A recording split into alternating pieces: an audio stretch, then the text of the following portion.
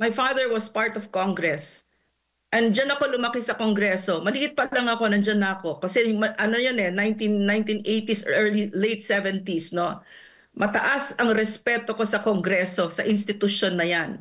Which is why I'm so sad for it right now. Because it is now a mere shadow of what it ought to be.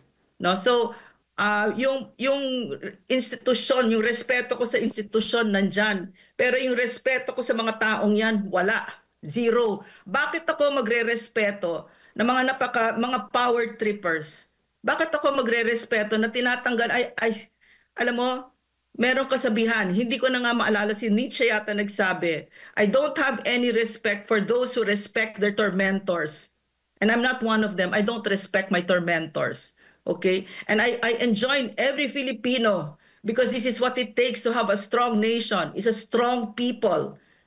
Magkapit-bisig tayo, magtulungan tayo. Huwag tayong pumayag na ginaganyan tayo at binabastos tayo at pina-power trip tayo at pinagbubuhatan tayo ng kamay na mga ipinahiram lang natin ng kapangyarihan.